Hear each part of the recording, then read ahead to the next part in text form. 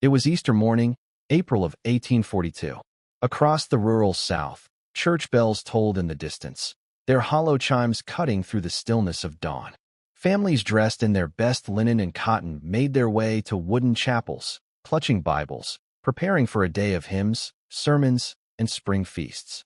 For most, it was a morning of hope, a reminder of resurrection, salvation, and the promise of eternal life. But in one quiet corner of the American South, Easter would never again be remembered as a morning of peace.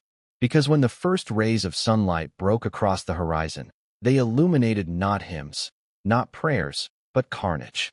Overseers, the very men who had ruled with whips and iron fists, lay scattered across the fields, their bodies hacked and dismembered, their screams silenced forever. Blood darkened the soil where cotton and tobacco once grew.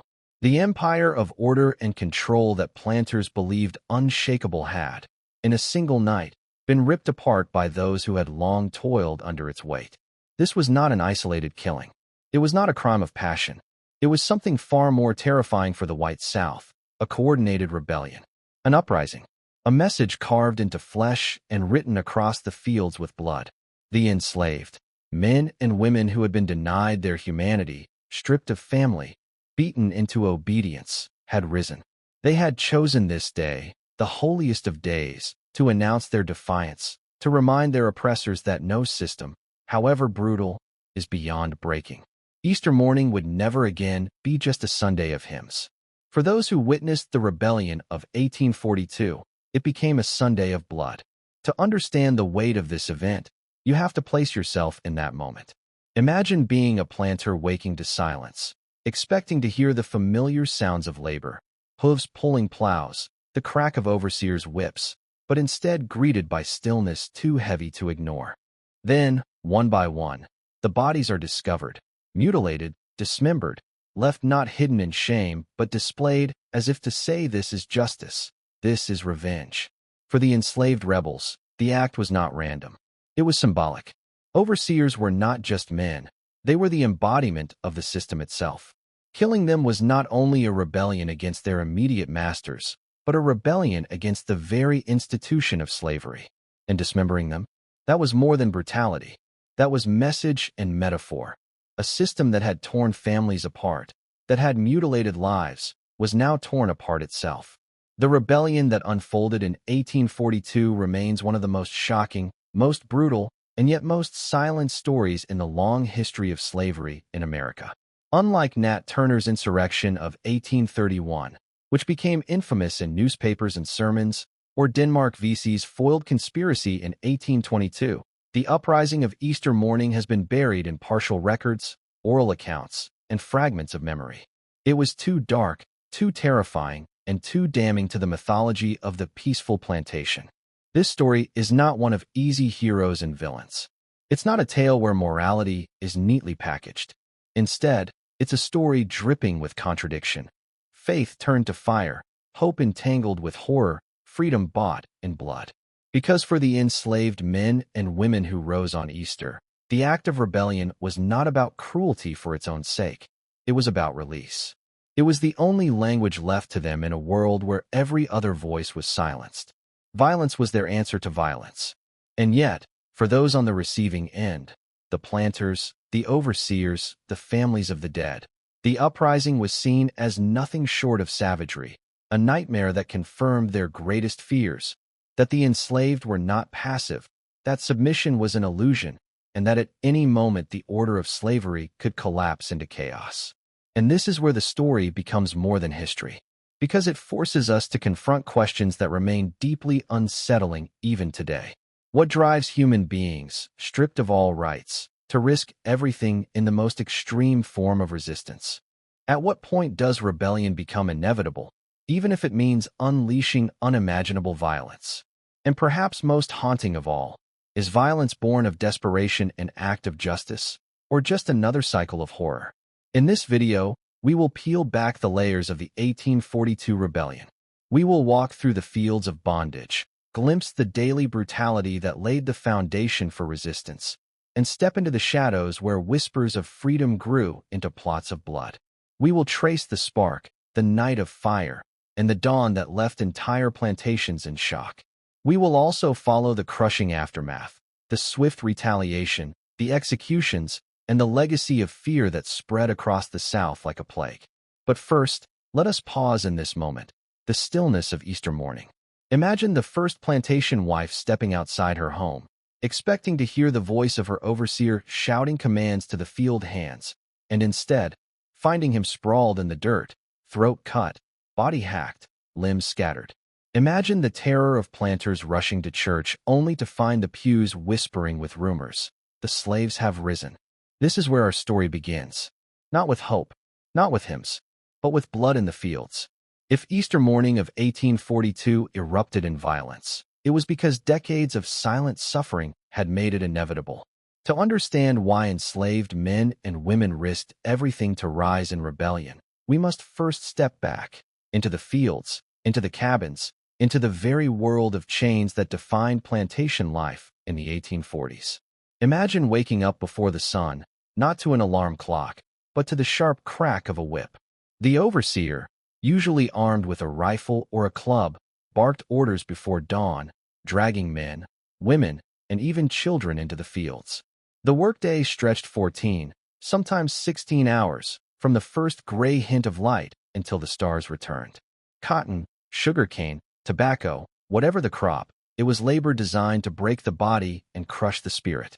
But the brutality of slavery was not only physical, it was psychological.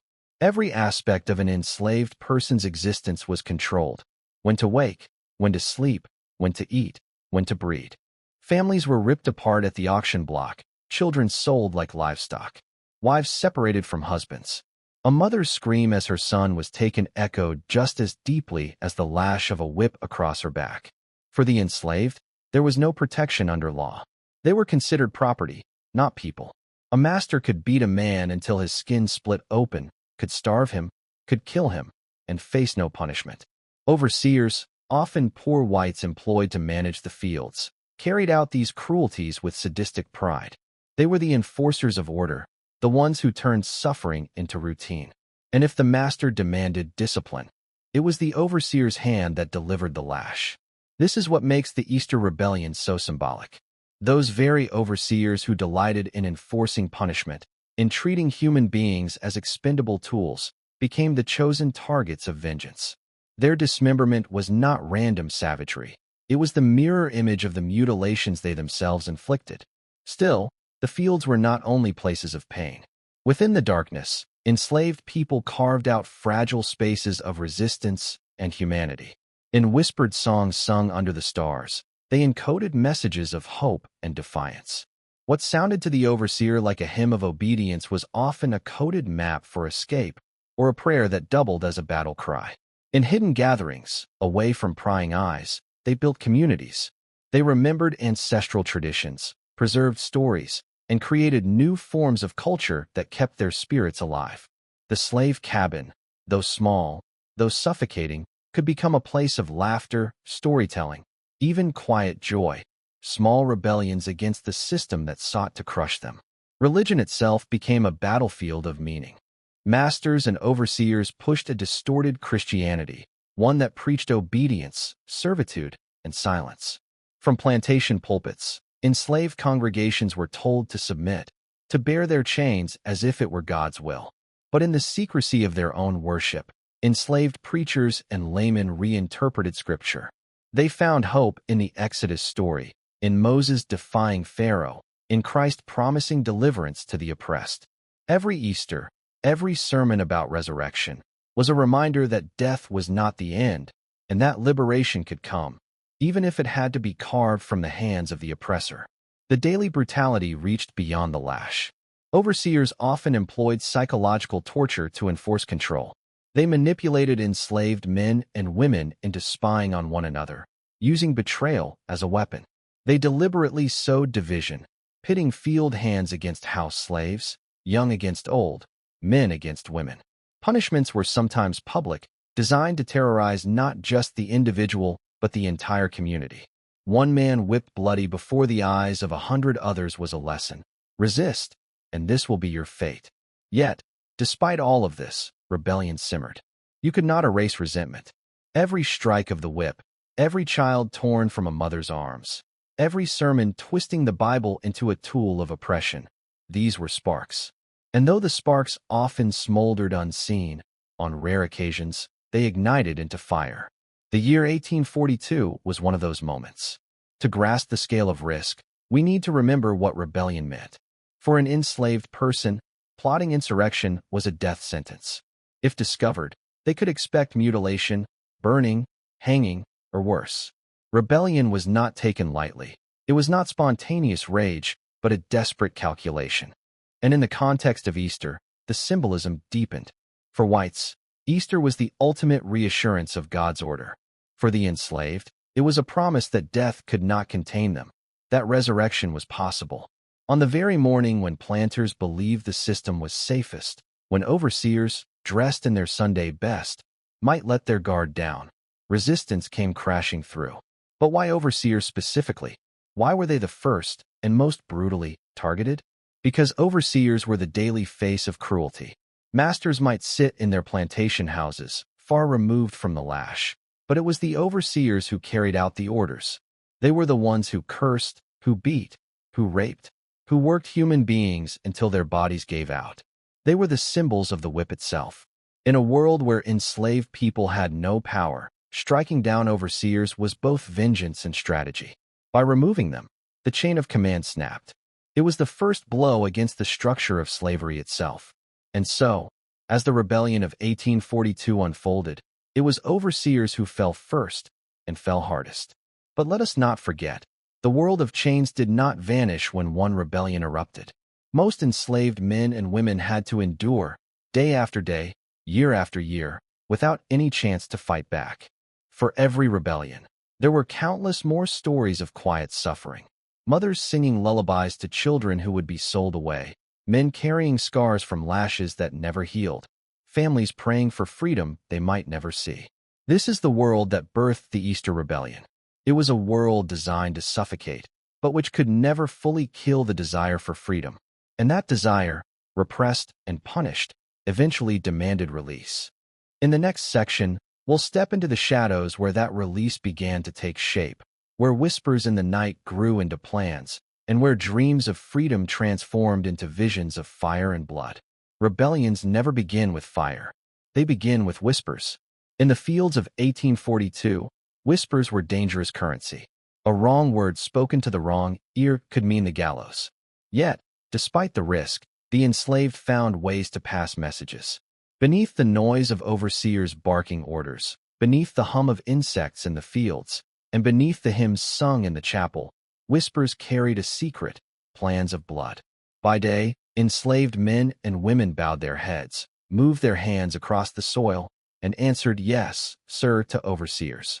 But by night, the mask slipped. After the day's labor, when overseers retreated to their quarters, small groups gathered in cabins lit only by smoldering firewood.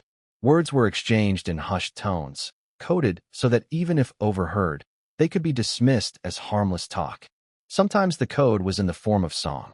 Spirituals like "Steal Away" or "Wade in the Water" were more than hymns. They were maps, instructions, signals. A line about crossing the Jordan could mean crossing a river. A verse about rising up could mean more than resurrection. It could mean rebellion. In 1842, those songs carried a sharper edge.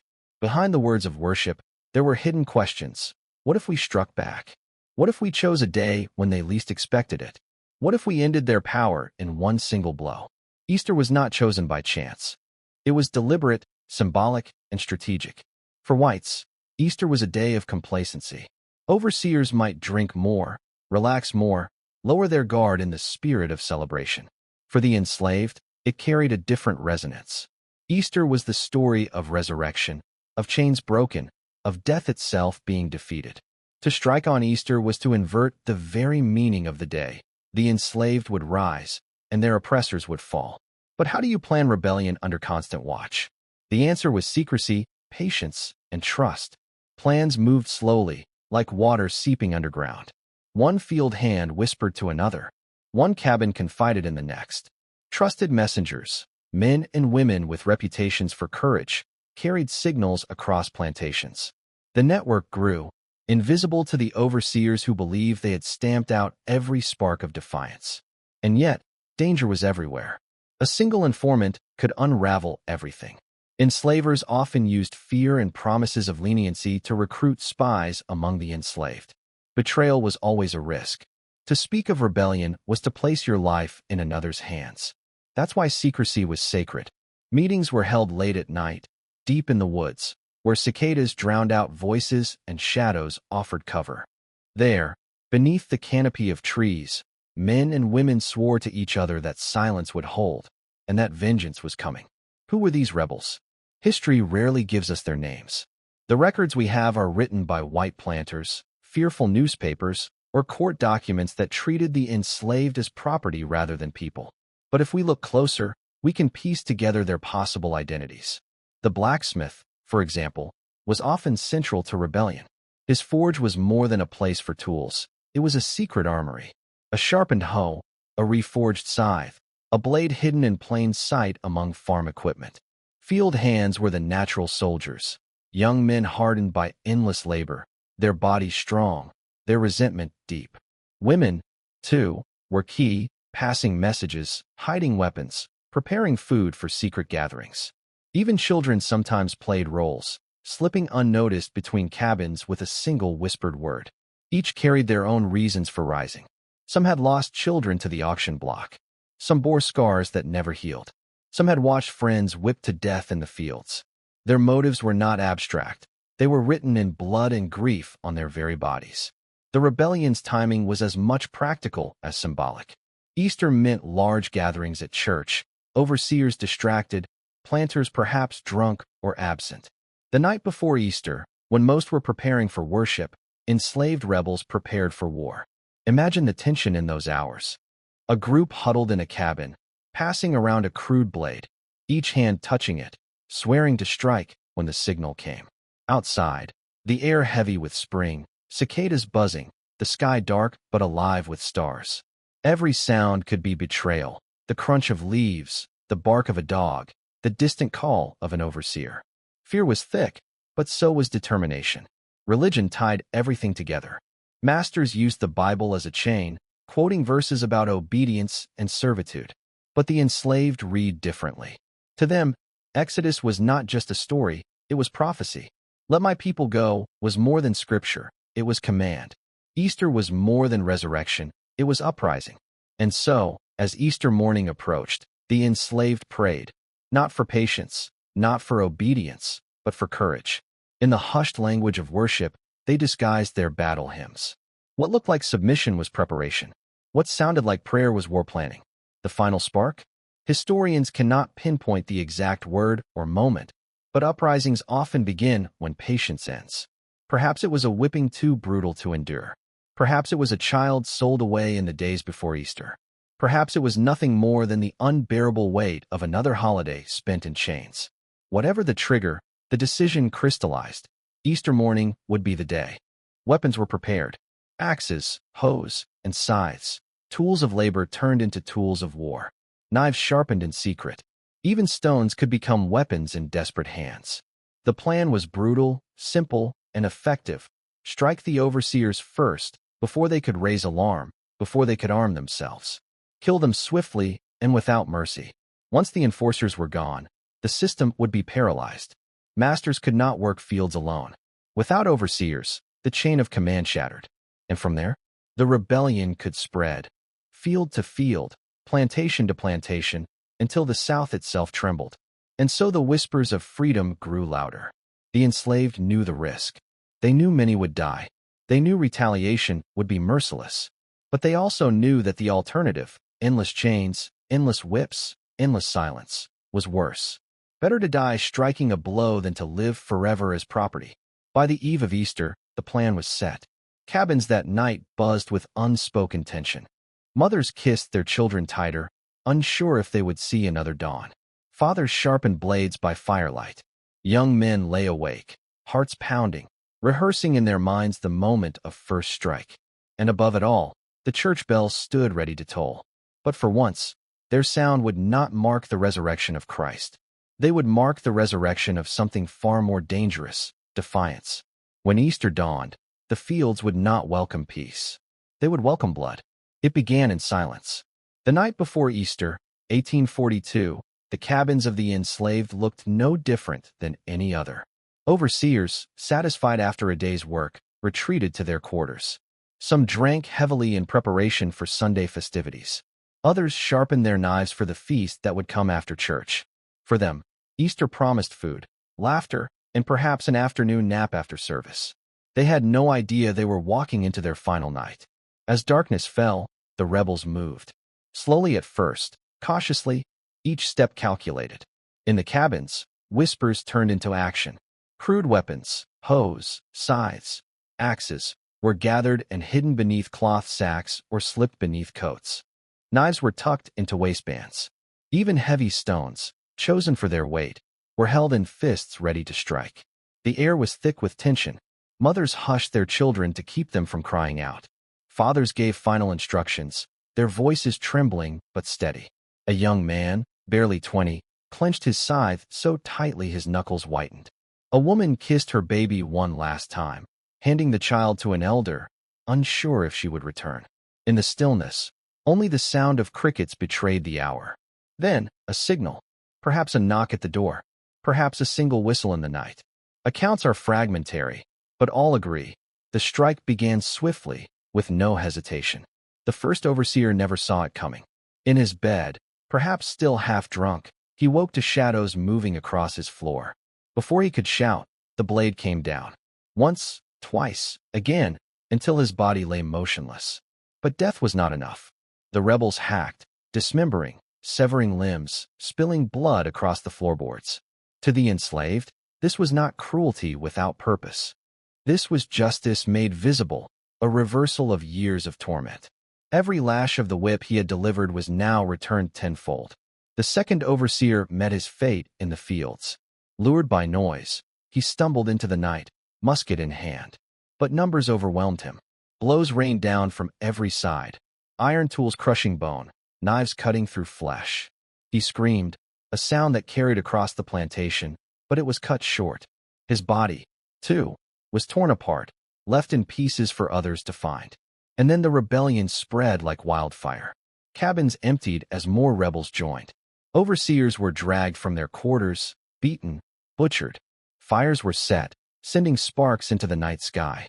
Dogs howled, but their barking was drowned out by the chaos. For the enslaved, this was a night of transformation.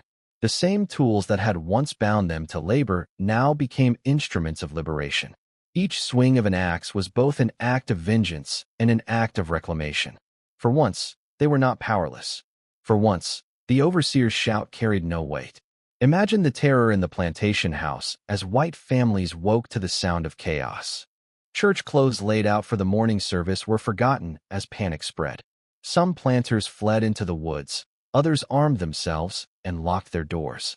But the overseers, the men who embodied the daily cruelty, were the true targets. And one by one they fell. The mutilations were deliberate. Bodies were not merely killed, they were displayed. Limbs severed, torsos hacked open, faces left unrecognizable. This was not madness, it was message. The system that had dismembered families, that had torn apart lives, now found itself torn apart in flesh. Each overseer's body became a symbol, a warning carved in blood. We are not passive, and we will not be silent forever. The violence was shocking even to those who had planned it. Adrenaline surged, fear turned into fury. For some rebels, the night was a blur of screams and blood. For others, every strike was seared into memory. One woman later recalled that her hands trembled so violently she could barely hold the blade. But once the first blow fell, something inside her broke loose, and she struck again and again until her overseer no longer breathed. Outside, the fields burned. Flames lit the sky red, casting long shadows across the land. Smoke rose like a signal, visible for miles. To enslaved people on nearby plantations, the sight was both terrifying and exhilarating. Perhaps it was a call to join, perhaps simply a warning. Rebellion had begun. And yet, with fire came danger. Flames attracted attention. Neighbors, militias, and planters would soon be alerted. Time was short. The rebels knew they had hours at most before armed men descended upon them. But for that single night, power shifted. The enslaved commanded the fields, and the overseers lay broken in the dirt. The rebellion was not without chaos. Not all enslaved people joined.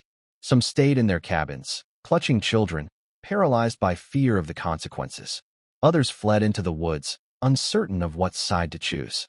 And some, tragically, betrayed the rebels, slipping away to warn planters in exchange for promised mercy. Rebellion was never unanimous. It was always fractured by the crushing weight of terror and survival. Still, enough joined to make the uprising unforgettable. Across the fields, overseers fell. On Easter morning, the sun did not rise on hymns and sermons, but on carnage. Imagine that dawn. The first light of day breaking across smoke-filled skies. Birds silent, as if nature itself recoiled. The ground soaked with blood. The once familiar sounds of work, the crack of the whip, the low chant of the enslaved in the fields, replaced by silence, punctuated only by the crackling of flames. When planters and neighbors arrived, they were met with scenes too horrific to comprehend. Overseers, who had long been symbols of control, lay in pieces. Their bodies, dismembered, mutilated, were scattered like broken scarecrows. The message was unmistakable. The enslaved had risen, and they had struck with fury. For white planters, it was a nightmare made real. For years, they had lived with paranoia, whispering fears that one day the enslaved would rise against them. Easter morning 1842 proved those fears were justified. The rebellion was everything they dreaded, sudden, coordinated, merciless. But for the enslaved rebels, it was something else entirely. It was release. It was the taste of freedom, if only for a fleeting night. It was proof that the system could bleed, that overseers could fall, that chains could be broken not just in prayer but in action. The rebellion could not last.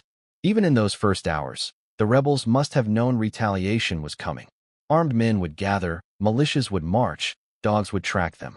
But for that one night, power shifted. It is easy, in hindsight, to dismiss the uprising as futile.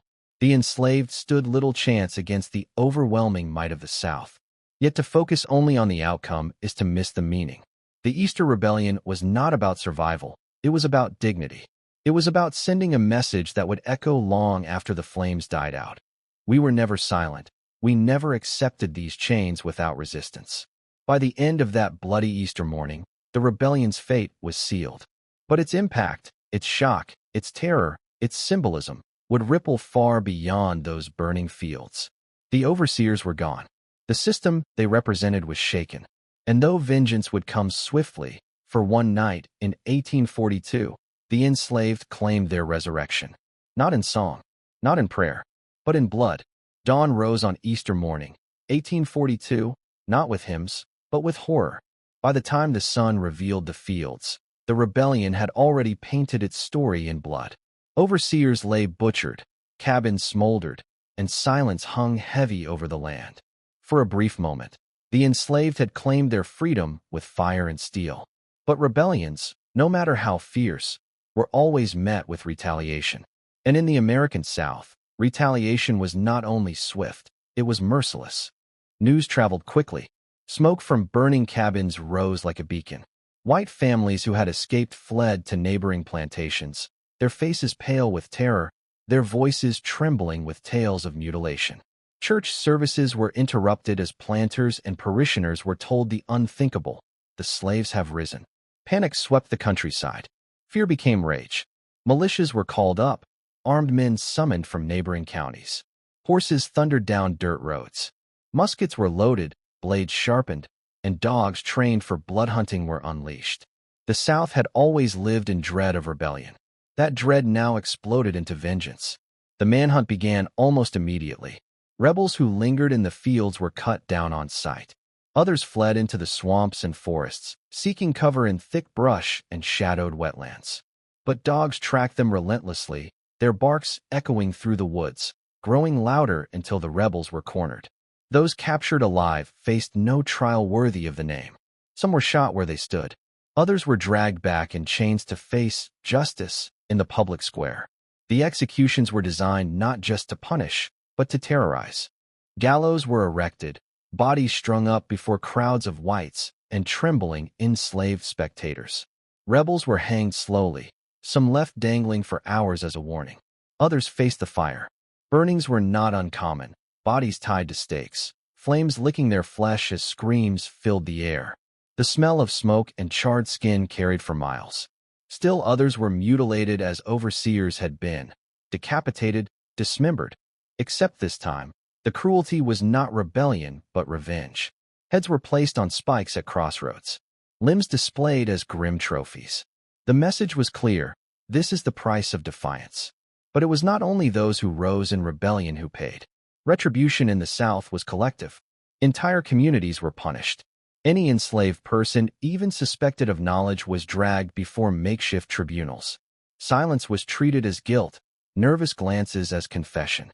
Many who had never raised a hand were whipped, branded, or executed simply because they had lived on the same plantation. Women accused of aiding the rebels, whether by passing food, messages, or prayers, were lashed until their backs split open. Some were hanged alongside men, their bodies swinging in the same wind that had once carried whispers of rebellion. Children were not spared. Some were sold off in punishment, torn from their mothers' arms, scattered across the South as human property. Others watched their parents executed before their eyes, the memory seared into their minds as a tool of control. This is what happens when you dream of freedom. For white planters, Easter 1842 became more than a bloody memory. It became justification. They pointed to the rebellion as proof of their deepest fears, that the enslaved were dangerous, unpredictable, violent if left unchecked. Newspapers printed exaggerated accounts, painting the rebels as monsters, their actions as savage, while downplaying the daily savagery of slavery itself. Laws grew harsher in the rebellion's wake. Curfews were imposed on enslaved populations. Gatherings, even for worship, were restricted or outright banned. Literacy, already forbidden in many places, was policed with new ferocity, for fear that reading and writing might become tools of further rebellion. Planters demanded more surveillance, more patrols, more chains. The rebellion, rather than softening hearts, hardened them. The South chose not to ask why men and women would risk everything for freedom, but instead asked how to ensure they never dared again. The enslaved who survived carried scars both physical and invisible. Some bore the lash marks of interrogation, their bodies forever branded by retaliation. Others lived with the memory of family members executed or sold away. For those who had fought, there was the bitter taste of defeat, freedom glimpsed for a single night, then ripped away. And yet, beneath the crushing weight of retribution, embers of resistance still glowed. For every execution, a memory was passed down. For every body hanging from a tree, a story was whispered. They dared to rise.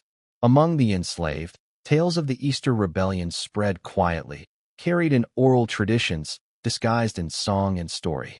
To the white South, it was a nightmare. To the enslaved, it was a reminder that defiance was possible, that even the mightiest overseer could fall. The irony of the aftermath was stark. Easter, the day that symbolized resurrection and salvation in Christian faith, had been turned into a day of crucifixion for the enslaved. Instead of hymns, gallows. Instead of resurrection, execution. Instead of hope, fear. Yet the symbolism could not be erased.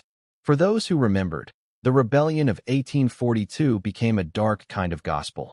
Freedom may demand blood, resurrection may come through fire. Picture the final days of retribution. The gallows stand empty now, the fires smoldered out, the militia dispersed. Overseers have been replaced, new men brought in to take the place of the dead. The fields return to their rhythm, the sound of hoes in the soil, the crack of the whip, the endless monotony of forced labor. To an outside eye, it seems as if nothing changed. The rebellion was crushed, order restored. But if you listen closely, you'll hear what remained. The silence of the fields was heavier now. Fear pressed down not only on the enslaved, but on the planters themselves. Every Easter, every holiday, every gathering carried a shadow, the memory of blood in the fields. The South had survived the uprising, but it would never forget. In the next section, we'll see how that memory haunted generations. How Easter 1842 lived on, not just as a brutal crackdown, but as a legacy of fear, paranoia, and hidden pride. The rebellion was crushed, but its ghost remained, lingering in every overseer's glance, every planter's nightmare, and every whispered song of freedom. The blood had dried. The gallows were taken down. The overseers had been replaced, their positions filled by new men eager to prove their loyalty through cruelty. On the surface, the world of 1842 looked unchanged. Fields once again echoed with the sound of hoes striking soil. Cotton grew, tobacco cured, sugarcane was harvested. The South congratulated itself for restoring order. But beneath that surface, shadows remained.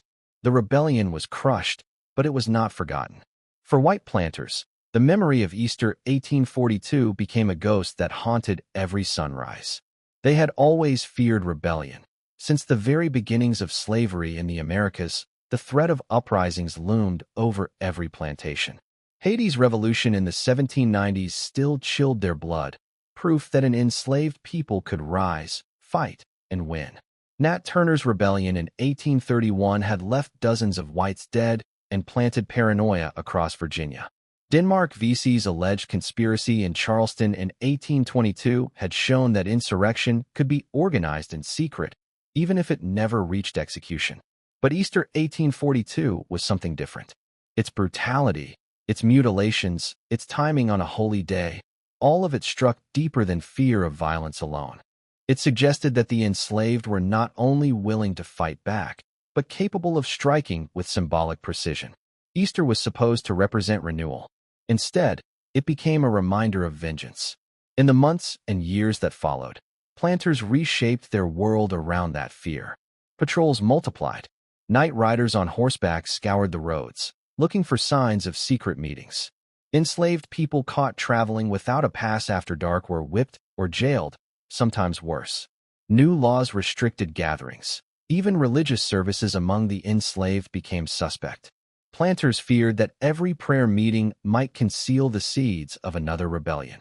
The irony was bitter. The very Christianity that masters had used to pacify the enslaved now seemed dangerous. Preachers among the enslaved, once tolerated as tools to spread obedience, were silenced or punished.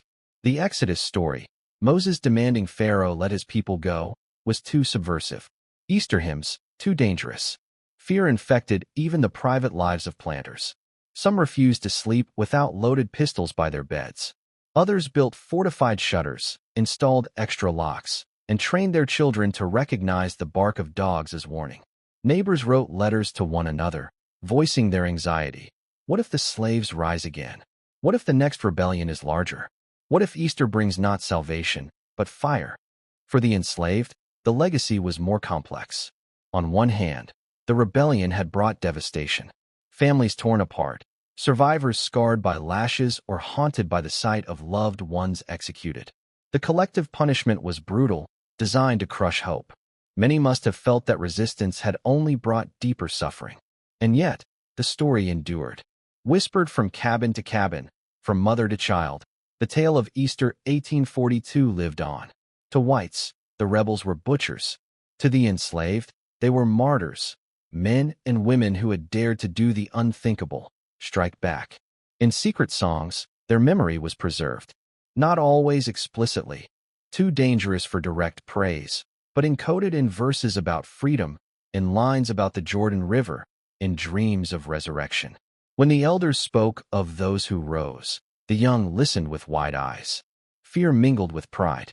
The rebellion became proof that slavery was not submission, that resistance, however brief, was always possible.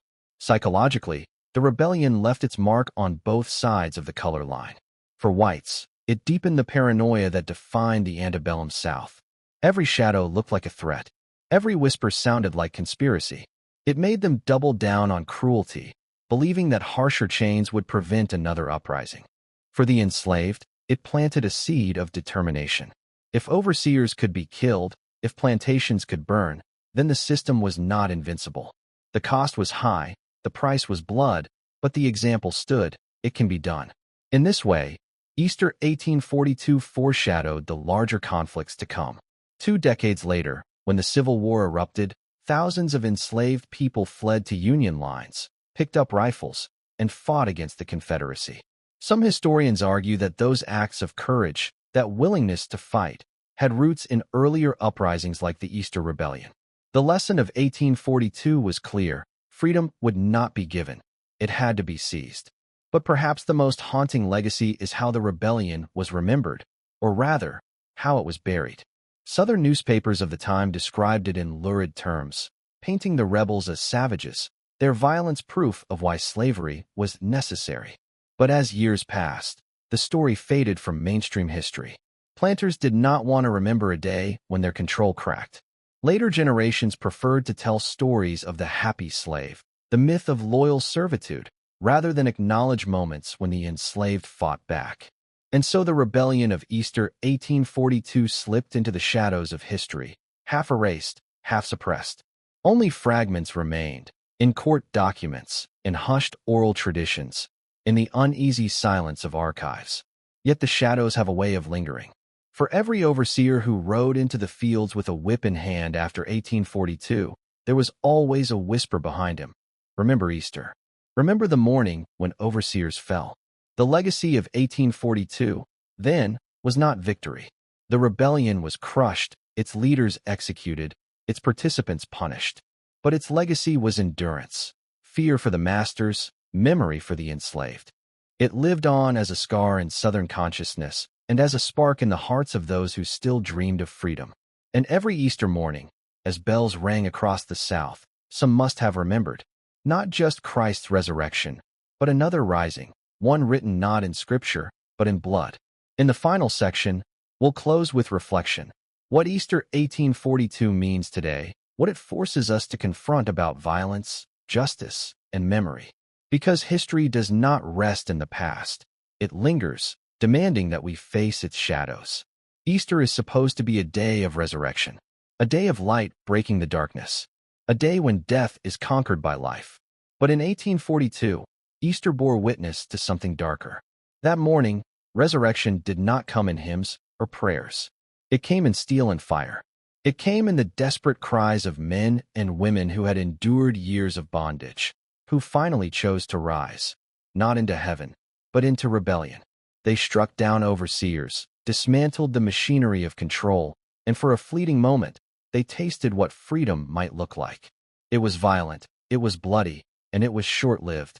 But it was also undeniable proof that even under the heaviest chains, the human spirit could still fight back. The Easter Rebellion of 1842 did not change the system. Slavery continued for 2 more decades. The fields returned to their cruel rhythm. Overseers were replaced, chains reforged. The South tried to bury the memory beneath silence and terror. But history is stubborn. It refuses to stay buried. What happened that Easter forces us to confront uncomfortable truths. It reminds us that slavery was not a system of passive acceptance. It was not, as later myths tried to claim, a benevolent arrangement. It was violence built upon violence. And where there is violence, there will always be resistance. The rebellion was an answer to centuries of cruelty. It was not senseless savagery. It was the desperate logic of people who had been denied every other option.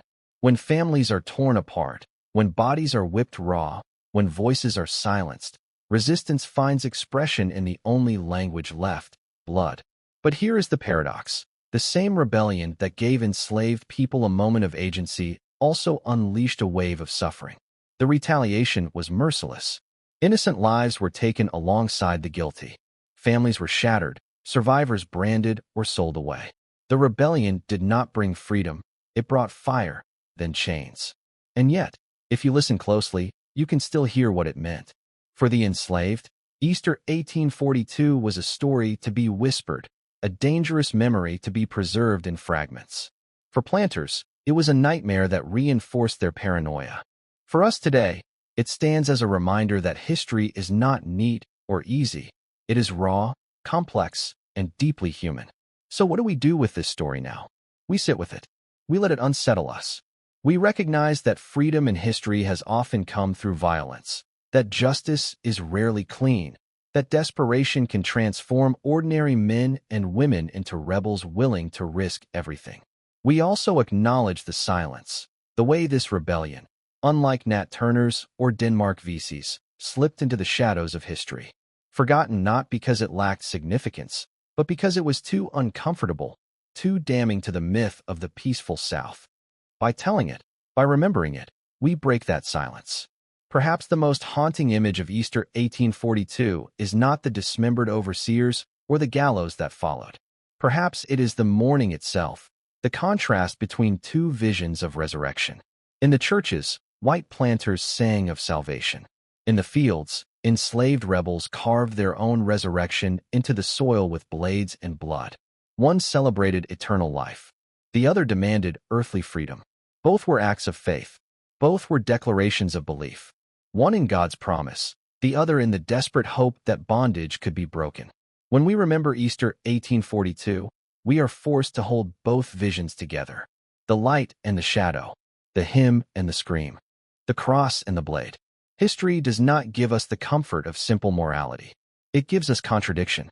It asks us to look into the blood-stained soil and ask, what would you do if you were denied your humanity for a lifetime? If every prayer was mocked, every family torn apart, every day a chain, would you rise?